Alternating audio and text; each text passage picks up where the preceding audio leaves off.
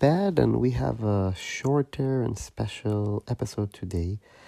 I've been asked recently a few times about what can we do when we have chronic illness and we want to study. Yes, there are some remote study options, but even those mainly are not very accommodating for people with chronic illness and dynamic disability. So I've decided to kind of say what I think about it and open an open discussion with you listeners and see if there is any solution that we come up together. Enjoy this one. So we don't have a lot of options, and I'm going to dedicate a few different videos and content pieces for the crisis that people with chronic illness have. And we have more and more people with long COVID and chronic illnesses that cannot attend regular schools.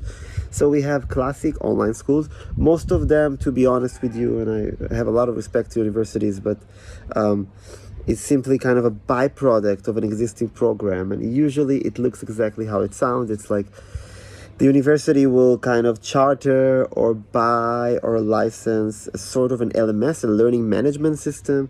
Somebody will work hard to try and put materials on it.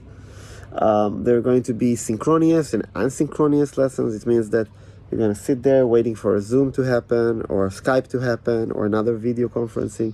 Professor is going to just talk, and then you're just going to do homework of sort. Asynchronous is kind of, okay, you have a lot of materials, you need to do some self-paced work and some not self-paced work. Most of it is not working. It's like, let's say the price was okay. Let's say it was like $1,000 to $5,000, which I totally believe that a degree should be under $5,000.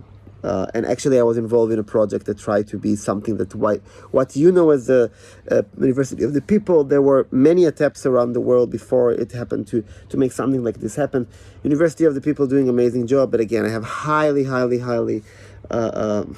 criticized them in the past because I myself really loved their idea and I wanted to be a student, and it was a total mess with admission.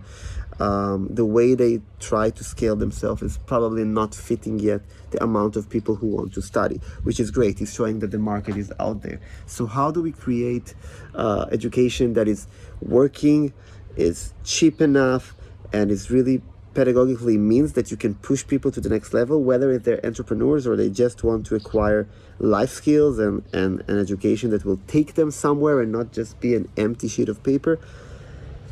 Again, I have a bachelor in science and health technologies, health and science education, and progressive education. And in the progressive education part, we talked a lot about it. And what we came up with is that there should be the core courses which are completely academic and can be conducted in a way of a MOOC, like you see in Coursera or the edX. A lot of criticism there are a lot of problems, but in general, dry materials like chemistry, mathematics, like some of those sciences and some of other courses, if conducted rightly, if the pedagogy is right, if it's been invested enough, it can be a good substitution of physical on-site class time. But there is no substitution for now for the actual cohort work.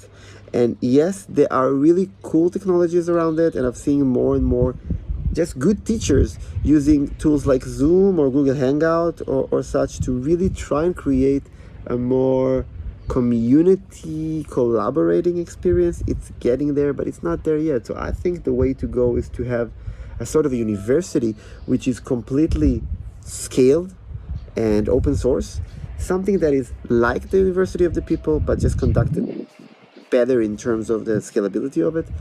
Because the University of the People, they're dependent on volunteers to be the instructors of their courses.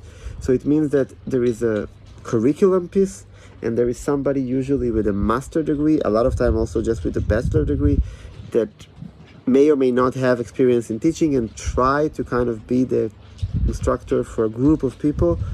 And it's not working very well. I've spoken to a lot of people, and some people are quite happy and some people are not. It's depending on the classes, depending on the cohorts. What I'm talking about is to have the core courses conducted online in a way of a MOOC.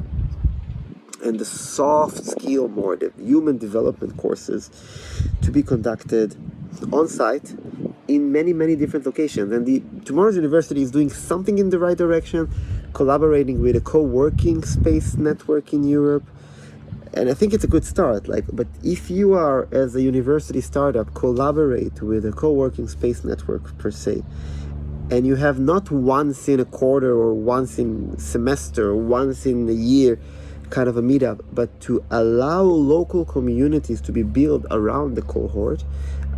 So for instance, if I'm from Vienna, I have 5 other people from Vienna, so we're kind of the self-managers of our cohort, and we meet once a week at least for like a day or half a day, and conducting activities that are completely supported by the curriculum to foster our growth.